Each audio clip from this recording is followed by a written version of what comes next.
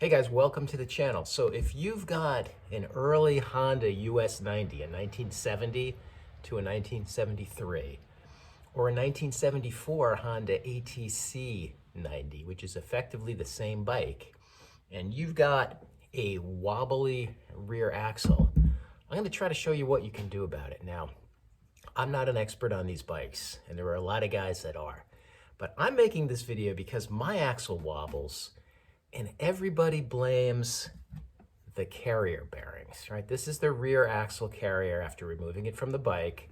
And there's a bearing on each side and a seal. And after 50 years, likely they're gonna be bad. And if they're bad, your axle will wobble. But what are the other components to this? Well, I'm gonna show you that as well. So what actually rides inside of that carrier is this piece. And I don't actually know what Honda calls it, but when you look at it, the bearing surface contact is between this and the axle carrier.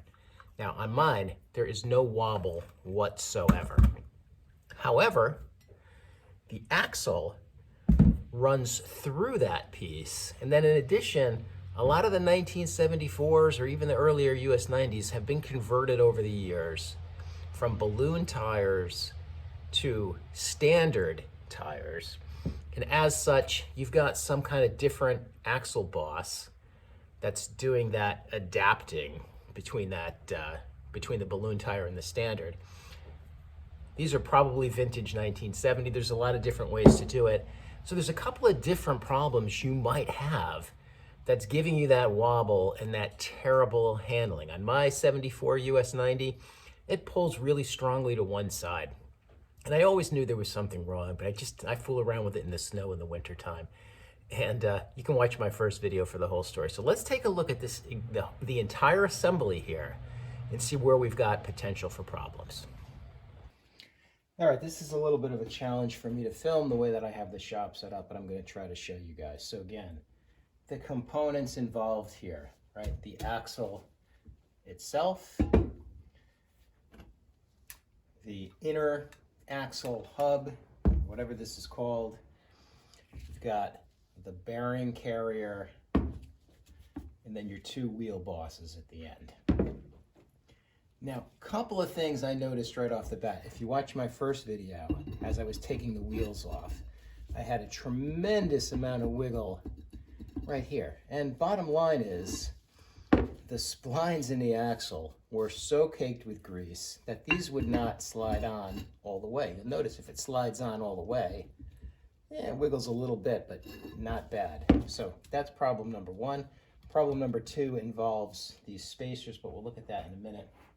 So again, most people, axle wobble, they say, well, it's your carrier bearings. And we're gonna take these out and replace them. But when you look at it, this inner hub slides through.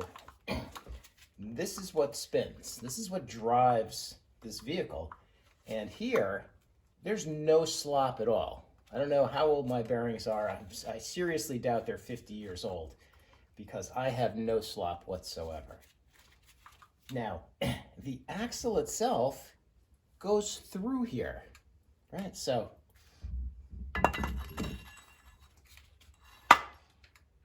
that's the way that it would sit in the machine, right? So your frame is here. This axle carrier, or whatever you want to call it, right, goes through the bearing carrier. The axle passes through that, and you'll notice if I hold the bearing carrier still, when I move the sprocket, the entire axle, this carrier piece, everything turns together, right? Right here, there is no play. But bolted up into the machine, what you see is this. So there's a lot on the internet about people with these early machines and even some later machines, and they say, hey, I've replaced all my bearings, I still have some wobble. Well, here's what we need to take a look at. Why, even though this all spins together, which is advantageous for us, why do we have this wobble here? So we're going to look at that. Now, to get back to my wheel wobble, right, assembled, you've got these spacers that go on here as well, on each side. And I'll give you guys a better view of this in a minute. And then with the spacers go these axle bosses. And again, if you have those in the right spot, which we certainly didn't have when we took my bike apart, you're not going to have much wheel wobble. All right. So this, from my first video, which I thought was going to be a problem, these are a little bit worn, but not a big deal.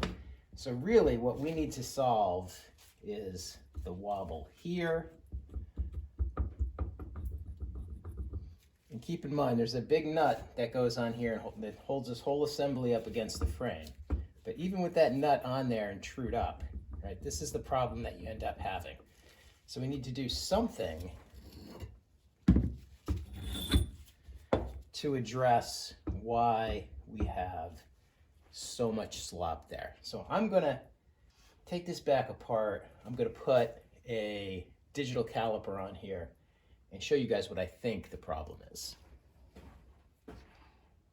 All right, so here's the basis of this problem. If we take a look at this piece and we measure the inside diameter, it's 26.48 millimeters. If I look at the other end as a sanity check, 26.38, so effectively the same thing.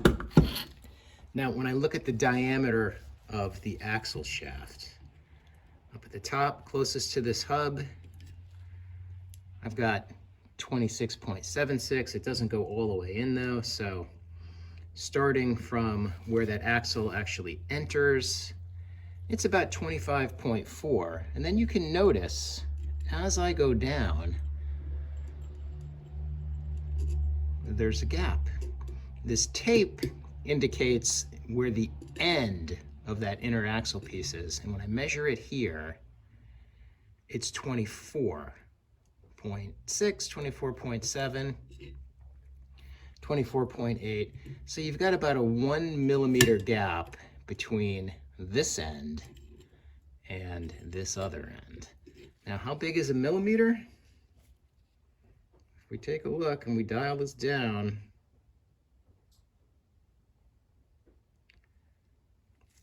geez, I almost had it there. No. Without getting nuts, there's 1.02 millimeters. And that's our problem, right? That's just too much wobble. What can we do about that?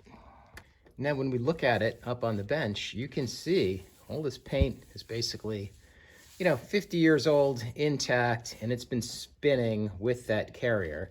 So there really isn't any wear. This, over time, this end flopping around, and if you can see right where the tape is, right, most of the paint has been worn away, and that's just from the slop. Let me put this carrier back on and show you. Okay, here we are with the inner carrier back, the splines engaged. Again, everything turns together. So it's not a matter of needing a bearing in between here. This is just supposed to be a tight fit. But from what you can see, this is not a tight fit. And the other video shows that a little bit better. There you go. All right, so all of that wobble, regardless of new carrier bearings, without addressing this, you're still gonna have your axle flopping around. Good point for a commercial break. Now, my bike is a rider. Watch the first video. I am not restoring that. Maybe it's someday down the road I'll restore it, but I'm not restoring it now. So if you're gonna do a restoration, and there's a lot of guys that do fantastic work. If you haven't seen Vintage Motorsports, take a look at that site. That guy is a master. All right, if you're gonna do that, get a new axle. It's gonna cost you an arm and a leg, but find a new axle. Option number 2, if you have the skills, would be in this worn area, just build it up with some weld, put it in a lathe, and cut it back down. Now, I've got the ability to weld it. I don't have a lathe, but my dad does. So in a worst case situation, maybe I'm gonna do that. But again, as a rider, I don't wanna go nuts with this. And because of the fact that that axle and that carrier spin together, I think there might be an easier solution. You could also, if you wanted to, bring it to a machine shop, and they're gonna do the same thing. They're gonna build that metal up, and they're gonna cut it back down, they're gonna eliminate 90% of that wobble. But for a rider where I don't wanna go out and buy an axle, I don't wanna buy any more parts, I want an easy solution, let's see what we can put together to make this work. All right, guys, if there's any part of this video where anybody's gonna give me a hard time, it's gonna be this part. So I've got about a 1 millimeter gap here. I've got some flashing, this is aluminum flashing. That's about 0.4 millimeters thick. So this is pretty close. So what I've done, just with a trusty little tin snip, is cut a piece of that off to about the right length. This is just a test for now. And I've bent it around the shaft here. And really what I'm going to see if I can do is make myself a little flange bearing out of this piece of flashing. So when I get this cut to the right width, which I'm going to do in a minute, I'm going to bend up a little flange on the end. We're going to slide that right underneath here, which is going to prevent all of that movement. We'll put the nut on when it's on the bike, bend my little flange over to keep it from moving, and yeah, that's a bit of a hack, but again, since all this moves together, I think that's gonna take out the wobble, so let's take a look. All right, so let's see how this goes. Here's the piece that I made. Right, might be a little bit wide, but we'll see. I cut it so that it basically closes that gap, which I think is gonna be fine. Now the catchy part is going to be sneaking it under there. So we're going to use a high-tech flange installation tool.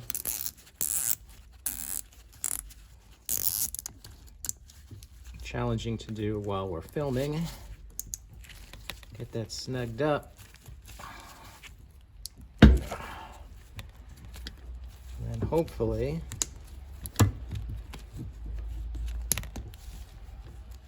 started in there.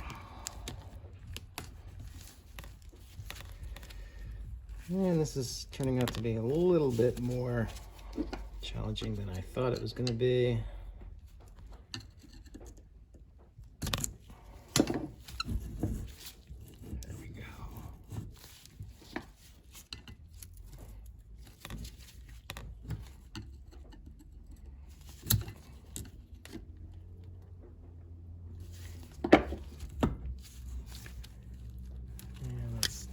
Going to work because it's moving a little bit.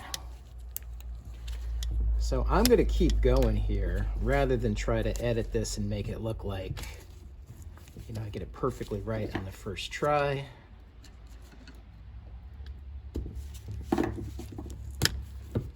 Ah.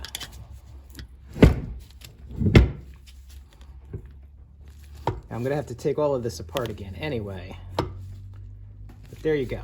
Now you get the idea. So let's take a look from the other end.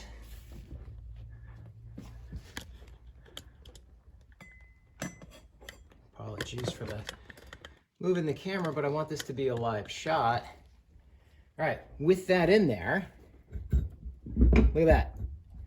No more wobble. And people are going to be saying, oh, geez, Chris, you know, you've got now a piece of basically aluminum in there that's making up that gap. Geez, is that really going to work? Remember, all of this turns together.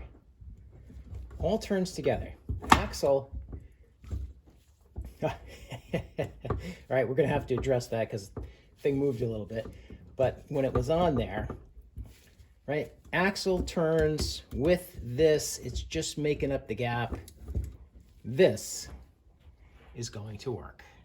All right, so I slid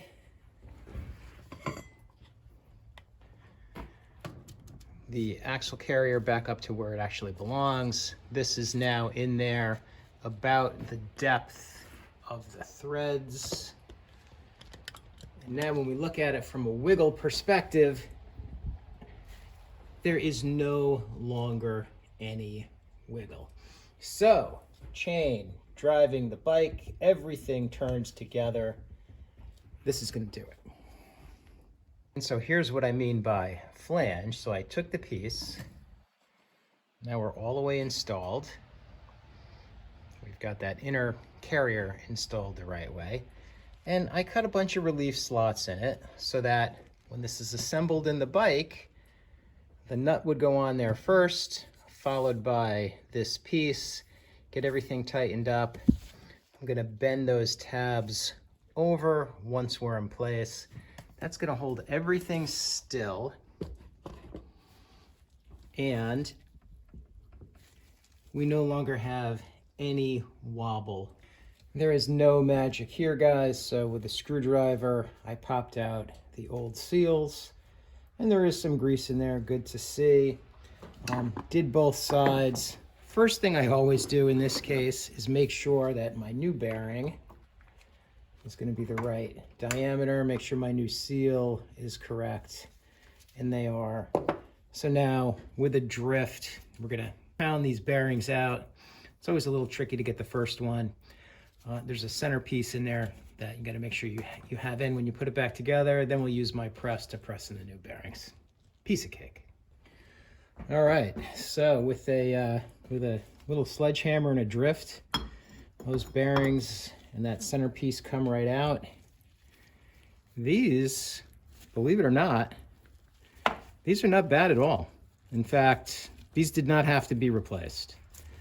I will likely keep these around, probably not, because there's really absolutely nothing wrong with them.